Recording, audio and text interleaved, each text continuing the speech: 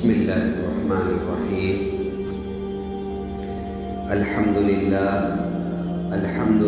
نحمده ونستعینه ونستغفره ونؤمن به ونتوکل علیہ ونعوذ باللہ من شرور انفسنا ومن سیئات اعمالنا من يهده الله فلا مضل له ومن يضلله فلا هادي له ونشهد أن لا إله إلا الله وحده لا شريك له ونشهد أن سيدنا ونبينا ومولانا محمدا عبده ورسوله أما بعد أعوذ بالله من الشيطان الرجيم بسم الله الرحمن الرحيم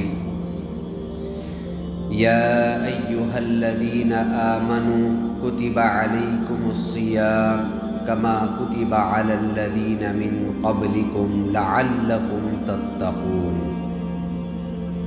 صدق الله العظيم قال النبي صلى الله عليه وسلم الصوم لي وأنا أجزى به أو كما قال عليه الصلاة والسلام۔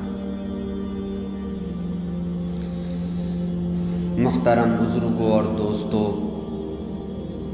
اللہ رب العزت کا بے انتہا فضل اور کرم ہے کہ اللہ تبارک و تعالی نے ہمیں اس سال بھی دوبارہ رمضان المبارک کا موقع عنایت فرمایا ہے۔ یہ اللہ تعالیٰ کا بہت بڑا کرم ہے۔ اگر اللہ تعالیٰ چاہتے تو ہمیں یہ رمضان عطا نہ فرماتے، یا پھر رمضان تو مل جاتا لیکن کیا معلوم کہ ہم اس حالت میں نہ ہوتے کہ ہم روزے رکھ سکے یا اللہ کی عبادتیں کر سکے۔ اس حالت میں نہ ہوتے، ہمیں کچھ نہیں معلوم ہے، لیکن اللہ کا فضل ہوا کہ اللہ رب العزت نے صحت عافیت کے ساتھ بیماریوں سے محفوظ رکھتے ہوئے اور ذہنی سکون کے ساتھ دوبارہ رمضان المبارک ہم کو عطا فرمایا ہے، جس کی فضیلتیں اور برکتیں حاصل کرنے کا موقع ہم کو اس سال بھی عطا کیا گیا ہے۔ رمضان المبارک کی چند خصوصیات ہیں، جیسے کہ آپ کو معلوم ہے کہ سب سے پہلی خصوصیت تو رمضان کی روزے رکھنا ہے۔ ایک اور خصوصیت یہ ہے کہ اس مہینے کا تعلق قرآن مجید سے بہت زیادہ ہے، کیونکہ لوح محفوظ سے آسمان دنیا پر قرآن مجید کا نزول اسی مہینے میں ہوا ہے۔ اسی لیے اللہ تعالیٰ نے قرآن مجید میں فرمایا شہر رمضان الذی انزل فیہ القرآن، رمضان کا وہ مہینہ کہ جس میں ہم نے قرآن مجید کو نازل فرمایا۔ تو قرآن سے اس مہینے کا خصوصی تعلق ہے۔ یہ بھی ایک خصوصیت ہے رمضان کی۔ اس کے علاوہ زکاتیں بھی اس مہینے میں لوگ کثرت سے ادا کرتے ہیں، چونکہ اس مہینے میں عبادتوں کا ثواب زیادہ کر دیا جاتا ہے، تو لوگ چاہتے ہیں کہ ہماری زکاتیں بھی اسی مہینے میں ادا ہوں۔ اس کے ساتھ ساتھ رمضان کا تعلق، رمضان سے اعتکاف کا بھی تعلق ہے کہ آخر عشرے میں لوگ اعتکاف میں بیٹھتے ہیں، مسجدوں کو پکڑ لیتے ہیں، 10 دن تک مسجد سے باہر نہیں نکلتے۔ یہ بھی ایک رمضان کی خصوصیت ہے۔ اور بہت بڑی خصوصیت رمضان کی شب قدر ہے۔ شب قدر اخیر عشرے میں اللہ تعالیٰ نے مقدر کر کے رکھی ہے۔ یہ چند خصوصیات ہیں رمضان کے۔ تو سب سے پہلی خصوصیت روزوں کا رکھنا ہے۔ اللہ تعالیٰ نے قرآن مجید کے اندر فرمایا کہ اے ایمان والو، ہم نے تم پر روزوں کو فرض کیا ہے۔ کتب علیکم الصیام، ہم نے تم پر روزوں کو فرض کیا ہے، جیسا کہ پچھلی امتوں پر بھی ہم نے روزوں کو فرض کیا تھا۔ پچھلی امتوں میں بھی روزے کی فرضیت رہی ہے، لیکن جس طریقے پر امت محمدیہ کو پورے مکمل ایک مہینے کے روزوں کی فرضیت ہے، ایسی فرضیت پچھلی امتوں میں نہیں رہی، بلکہ پچھلی امتوں میں ایک دو روزے فرض تھے، جیسا کہ حضرت موسیٰ علیہ السلام کی قوم بنی اسرائیل پر بھی روزہ فرض تھا۔ عاشورے کا روزہ ان کے اوپر فرض کیا گیا تھا۔ 10 محرم الحرام کا روزہ ان پر فرض کیا گیا تھا۔ اس دن ان کو فرعون کے ظلم اور زیادتیوں سے چھٹکارا ملا تھا۔ اللہ تعالیٰ نے فرعون کو غرق کیا تھا اور ان کو نجات دی تھی موسیٰ علیہ السلام کی قوم کو۔ تو اس شکرانے میں اللہ تعالیٰ نے بنی اسرائیل پر روزے کو فرض کر دیا تھا اس دن کے لیے، لیکن امت محمدیہ پر اللہ تعالیٰ نے مکمل ایک ماہ روزوں کی فرضیت فرمائی۔ احادیث کے اندر رمضان المبارک میں روزوں کی فرضیت کا ذکر ہے۔ ایسے ہی جو بنیادی اصول اور بنیادی چیزیں ہیں اسلام کی، بیسک چیزیں، بنی الاسلام علی خمس، اسلام کی بنیاد، اسلام کی بیسک چیزیں وہ 5 بیان کی گئی احادیث کے اندر، اس میں سے ایک روزے کی فرضیت کو بھی بیان کیا گیا ہے۔ تو پتہ یہ چلا کہ رمضان کے روزے مسلمانوں پر، مومنین پر، ایمان لانے والوں پر فرض قرار دیے گئے ہیں۔ فرض قرار دیے گئے۔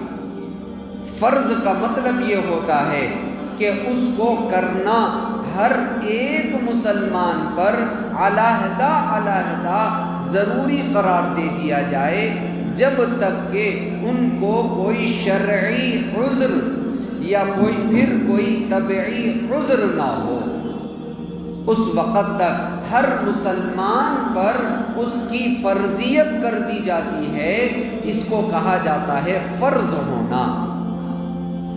نماز بھی ایسے ہی 5 دن میں فرض کی گئی، اس کا بھی یہی مطلب ہے۔ زکوٰۃ کی فرضیت ہوئی، اس کا بھی یہی مطلب ہے۔ اور حج کی فرضیت ہے، اس کی فرضیت کا بھی مطلب یہی۔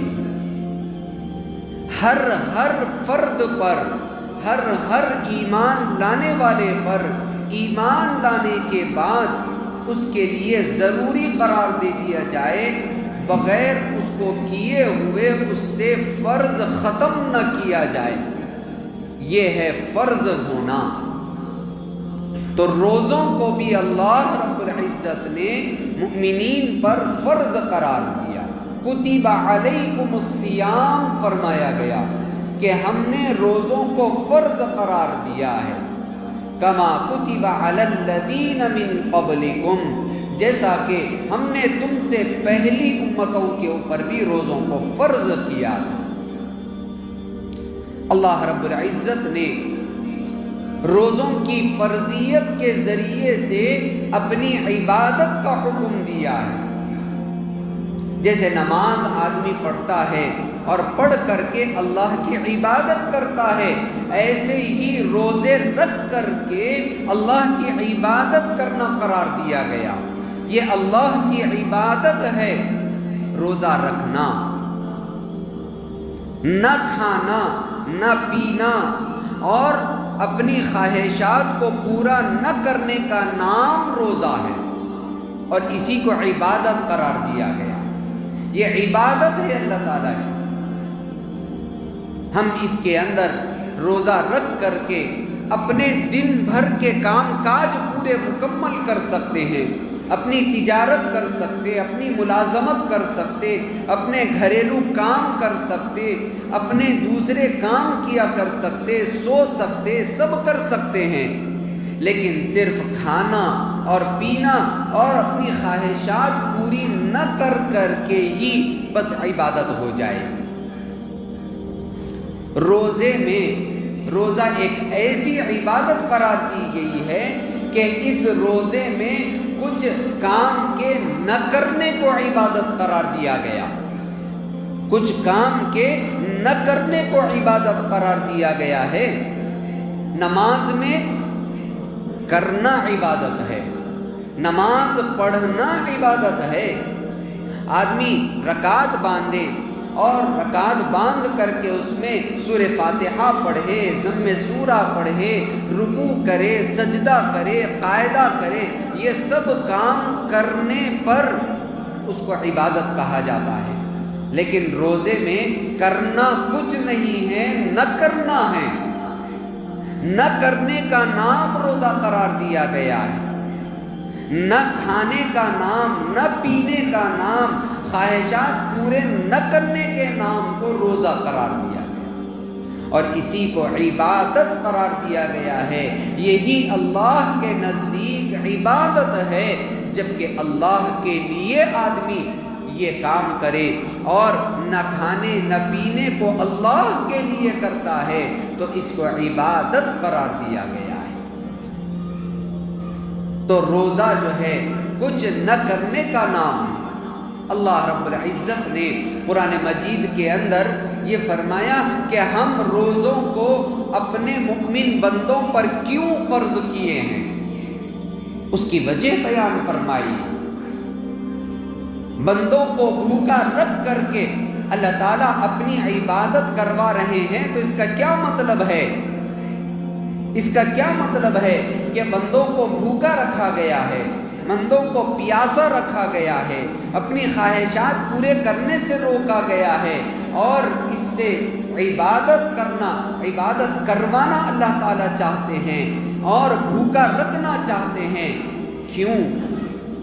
کیا وجہ ہے کہ اللہ تعالیٰ نے ایسا حکم دیا اپنے بندوں؟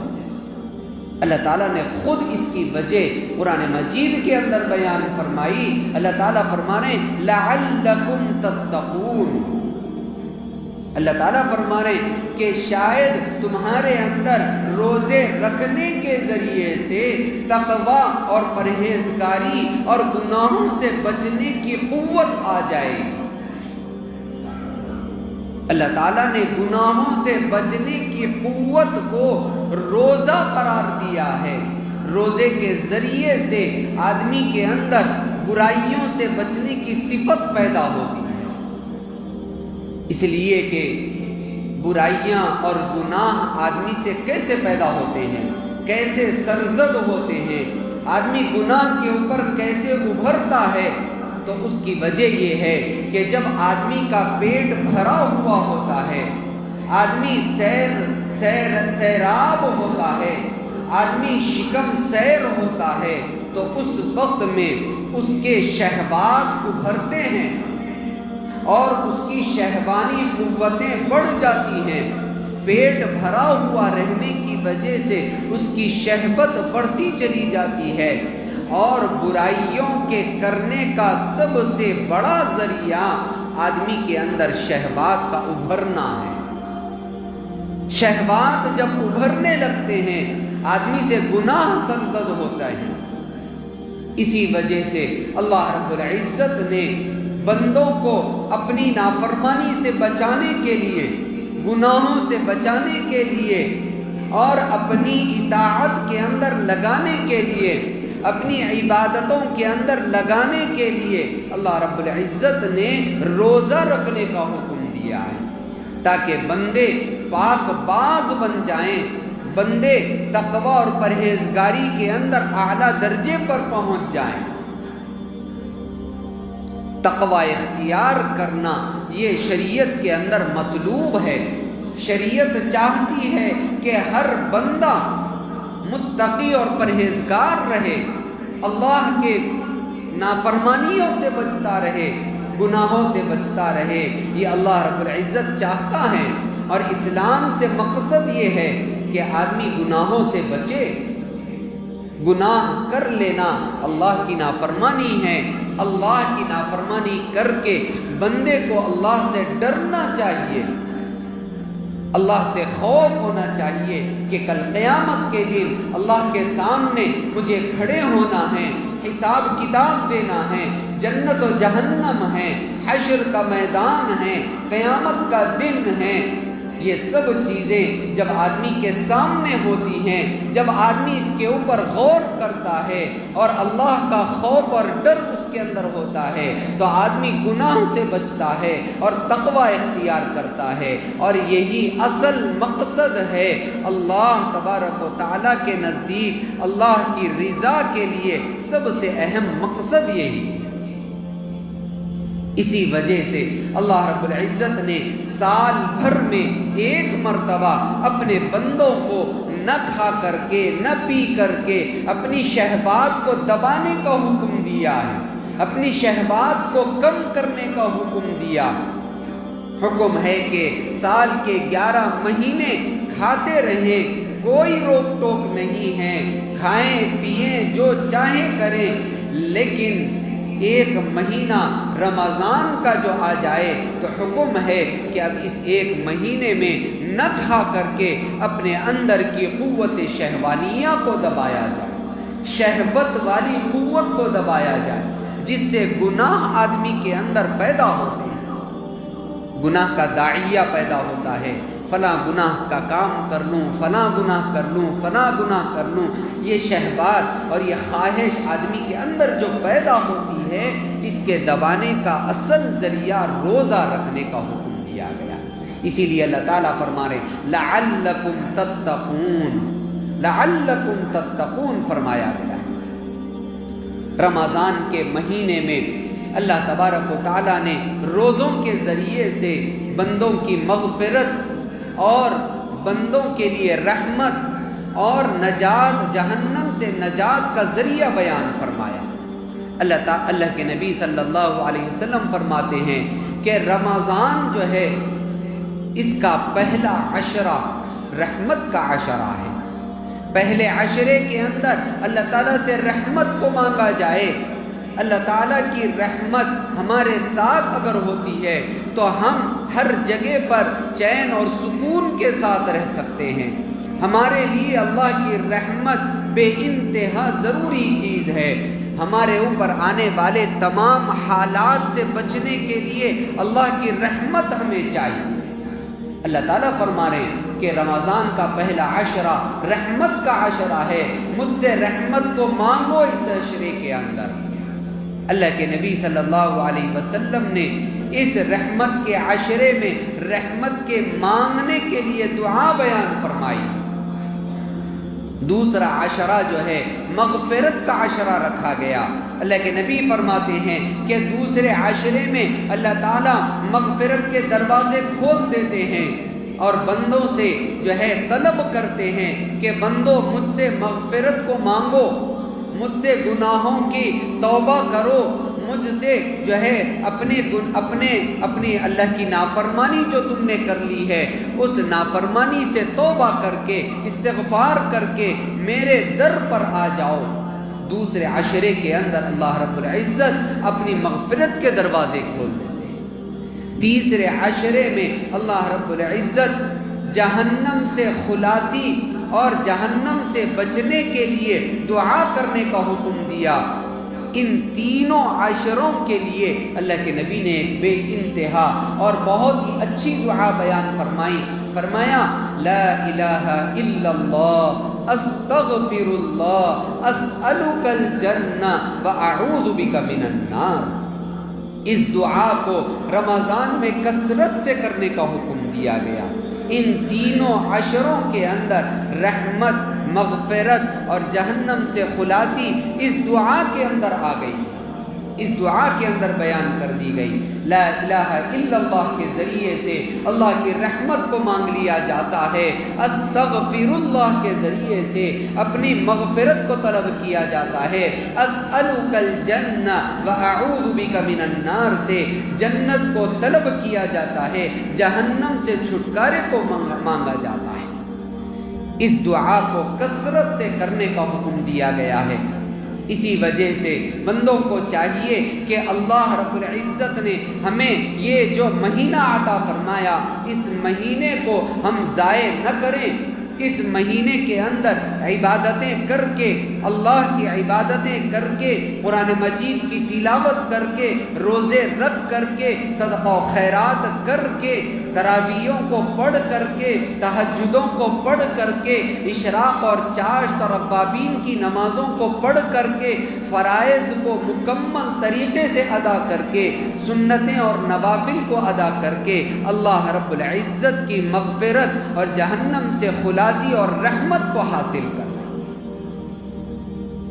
اللہ کے نبی صلی اللہ علیہ وسلم نے بہت ہی اہم حدیث بیان فرمائی رمضان کے بارے میں۔ اللہ کے نبی صلی اللہ علیہ وسلم، صحابی فرماتے ہیں کہ اللہ کے نبی صلی اللہ علیہ وسلم نے ایک مرتبہ مسجد میں داخل ہوئے، اور مسجد میں داخل ہو کر کے جب آپ لوگوں کو نصیحت کرنے کے لیے ممبر مبارک پر تشریف لے جا رہے تھے، اس وقت میں جب ممبر کی پہلی سیڑھی پر آپ نے قدم رکھا تو اس وقت میں آپ نے ایک عجیب الفاظ بیان فرمائے جو کبھی آپ ایسے نہیں کیا کرتے تھے۔ صحابہ اکرام کو سن کر کے تعجب ہوا۔ آپ نے پہلی سیڑھی پر قدم رکھا تو اس وقت آپ کی زبان سے صحابہ نے سنا کہ آپ آمین کہہ رہے ہیں۔ پھر دوسری سیڑھی پر قدم رکھا تو آپ نے آمین فرمایا۔ جب تیسری سیڑھی پر قدم رکھا تو اس وقت بھی آپ نے آمین فرمایا۔ نماز سے فارغ ہو گئے، اللہ کے نبی صلی اللہ علیہ وسلم سے صحابہ کرام نے پوچھا، یا رسول اللہ صلی اللہ علیہ وسلم، ہم نے آج آپ سے ایک نئی بات دیکھی ہے، ہم نے کبھی ایسے نہیں دیکھا کہ آپ منبر پر چڑھ رہے ہوں اور آمین آمین کہتے چلے جا رہے ہوں، ہم نے کبھی ایسے نہیں سنا تھا، پہلی مرتبہ ہم نے آپ سے سنا، اس کی کیا وجہ ہے؟ اللہ کے نبی صلی اللہ علیہ وسلم نے فرمایا کہ جب میں منبر پر چڑھ رہا تھا تو اس وقت میں حضرت جبرائیل علیہ السلام تشریف لائے، اور حضرت جبرائیل علیہ السلام نے اس وقت میں 3 بددعائیں دی، اور ان 3 بددعاؤں پر میں نے آمین کہا۔ اللہ کے نبی صلی اللہ علیہ وسلم نے فرمایا کہ جب میں پہلی سیڑھی پر قدم رکھ رہا تھا تو اس وقت میں حضرت جبرائیل علیہ السلام نے فرمایا کہ ہلاک اور برباد ہو جائے وہ آدمی، ہلاک اور برباد ہو جائے وہ آدمی جس کو اللہ تبارک و تعالیٰ نے رمضان المبارک کا مہینہ عطا فرمایا اور اس کے باوجود بھی وہ اپنی مغفرت نہ کروایا اور رمضان ختم ہو گیا۔ اللہ کے نبی صلی اللہ علیہ وسلم نے حضرت جبرائیل کی اس بد دعا کے اوپر آمین فرمایا۔ حضرت جبرائیل علیہ السلام تمام فرشتوں کے سردار اور اتنی بڑی ہستی جو اللہ تبارک و تعالیٰ کے نزدیک تمام فرشتوں میں سب سے افضل فرشتے ہیں، وہ بددعا دے رہے ہیں، اور تمام انبیاء کے سردار اللہ کے نبی صلی اللہ علیہ وسلم اس بددعا پر آمین فرما رہے ہیں۔ تو اب غور کیجئے کہ ایسی بددعا اور ایسی بددعا پر آمین کہنے کے بعد جس آدمی نے اپنی مغفرت نہ کروا لی اور رمضان چلا گیا، رمضان ختم ہو گیا، تو اب اس کی ہلاکت و بربادی کے کیا کہنے ہیں؟ کیا وہ بچ سکے گا؟ ہلاکت اور بربادی اس کے مقدر میں نہیں ہوگی تو کیا ہوگی؟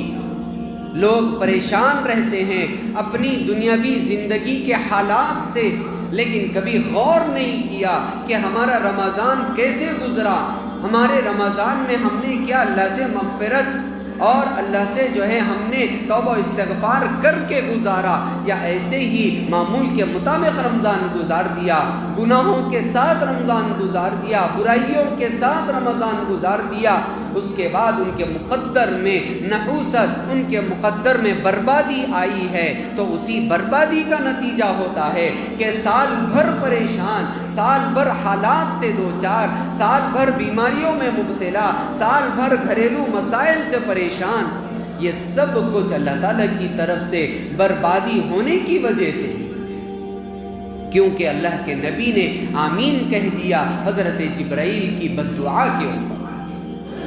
اللہ کے نبی صلی اللہ علیہ وسلم نے فرمایا کہ جب میں دوسری سیڑھی پر قدم رکھا تو اس وقت میں حضرت جبرائیل علیہ السلام نے ایک دوسری بد دعا دی، فرمایا کہ ہلاک اور برباد ہو جائے وہ آدمی کہ جس کے سامنے میرا نام لیا جائے اور وہ مجھ پر درود شریف نہ پڑھتا ہو، ہلاک اور برباد ہو جائے وہ آدمی۔ اللہ کے نبی صلی اللہ علیہ وسلم کا نام لیا جائے کسی مجلس کے اندر اور درود نہ پڑھا جائے، ایسے آدمی پر اللہ کے حضرت جبرائیل نے بد دعا فرمائی، ہلاکت اور بربادی کی، اور اللہ کے نبی نے اس پر آمین فرمایا ہے۔ جس مجلس کے اندر اللہ کے نبی کا نام لیا جائے اس مجلس میں ایک مرتبہ درود شریف کا پڑھنا واجب ہے، اور ہر مرتبہ جب بھی نبی علیہ السلام صلی اللہ علیہ وسلم کا نام آئے تو ہر مرتبہ درود کا پڑھنا یہ سنت ہے، اور پوری زندگی میں ایک مرتبہ درود شریف کا پڑھنا فرض قرار دیا گیا ہے۔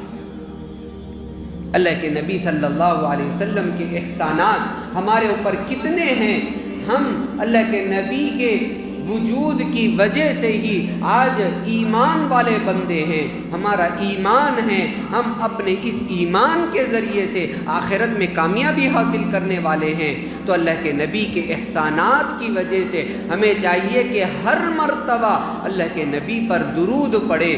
سب سے چھوٹا درود صلی اللہ علیہ وسلم ہے، اس درود کو تو ہر مرتبہ پڑھنا چاہیے، اور سب سے زیادہ فضیلت والا اور سب سے زیادہ بڑا اور اچھا درود نماز کے اندر پڑھے جانے والا درود ابراہیم۔ تیسری بد دعا کا ذکر اللہ کے نبی صلی اللہ علیہ وسلم نے فرمایا کہ جب میں تیسری سیڑھی پر قدم رکھا تو حضرت جبرائیل علیہ السلام نے تیسری بد دعا دی اور فرمایا کہ ہلاک اور برباد ہو جائے وہ آدمی کہ جس کو اللہ تبارک و تعالیٰ نے بوڑھے ماں باپ عطا فرمائے ہوں، جن کی خدمت کر کے وہ دنیا کے اندر اپنی دنیا اور آخرت بنا سکتا تھا، لیکن اس نے ان کی خدمت نہیں کی اور اپنی دنیا اور آخرت کو نہیں بنا لیا، یہاں تک کہ اس کے بوڑھے ماں باپ اس دنیا سے چلے گئے، دونوں میں سے کوئی بھی موجود نہیں ہے اور وہ جو ہے اس دنیا سے چلے گئے، اور اس آدمی کے واسطے ہلاکت اور بربادی ہے۔ اللہ کے نبی صلی اللہ علیہ وسلم نے اس پر بھی آمین فرمایا۔ میرے دوستو، یہ رمضان المبارک کا مہینہ ہے، اس مہینے کے ابتدا کے اندر ہی ہم اس بات کا عہد اور تہیہ کر لیں کہ میں اس رمضان میں اپنے تمام گناہوں سے توبہ اور استغفار کر کے ہر برائی کو چھوڑ دوں گا، ہر برائی کو ترک کر دوں گا، ہر برائی کو ختم کر کے رمضان کو ختم کروں گا، اللہ کی مغفرت کو حاصل کر کے رہوں گا، اللہ رب العزت کی رضا کو حاصل کر کے رہوں گا، اچھے سے اچھا رمضان گزاروں گا۔ چند دن کے جوش میں ہی صرف گناہوں کو چھوڑنا نہیں بلکہ پورا رمضان احتیاط کریں برائیوں سے، موبائل کی برائیوں سے، ٹی ویوں کی برائیوں سے، نمازوں کے چھوڑنے کی برائیوں سے، غیر غلط الفاظ زبان سے نکالنے کی برائیوں سے، غیبت کرنے سے۔ رمضان میں روزے کی حالت میں غیبت کرنے کا بہت بڑا گناہ بیان کیا گیا ہے کہ آدمی جب روزے کی حالت میں کسی کی برائی کرتا ہے، پیٹھ پیچھے اس کی غیبت کرتا ہے، اپنے بھائی کے گوشت کے کھانے کی طرح ہے، اپنے بھائی کا گوشت گویا کہ وہ کھا رہا ہے، بہت بڑا گناہ ہے۔ اور بھی گناہوں کو کرنے سے بچیں، اس لیے کہ روزہ رکھ کر کے گناہ کرنے سے اللہ کے نبی نے فرمایا کہ یہ ایسا ہے جیسے کہ وہ آدمی صرف فاقے سے ہے، کھانا نہیں کھایا، دن بھر بھوکا رہ گیا، مطلب یہ ہے کہ اس کو کوئی ثواب ملنے والا نہیں ہے، اس لیے کہ روزہ رکھ کر کے بھی گناہ کر رہا ہے، روزہ رکھ کر کے بھی گناہ کر رہا ہے، تو گویا کہ اس نے کچھ بھی جو ہے کام نہیں کیا اور اس نے کوئی جیسے اس کو اس روزے سے فائدہ نہیں۔ اس لیے میرے محترم بزرگوں اور دوستوں، اس رمضان کے ابتدا میں ہی ہم ارادہ کر لیں، تہیہ کر لیں اور مضبوط پکا ارادہ رکھیں کہ ہم اس رمضان میں اپنے گناہوں سے پوری توبہ کر کے ہر گناہ کو ترک کر دیں گے، ہر برائی کو چھوڑ کر کے اللہ کے سامنے حاضر ہوں گے، پکے طور پر پورے رمضان کے 30 مکمل روزے رکھیں گے اور رکھ کر کے اس رمضان کو ختم کریں گے اس حال میں کہ اللہ تعالیٰ اس کی مغفرت فرما دے گا۔ اللہ رب العزت سے دعا ہے کہ اللہ تعالیٰ ہم سب کو اچھے طریقے پر رمضان المبارک گزارنے کی توفیق نصیب فرمائے، آمین۔ وآخر دعوانا الحمدللہ۔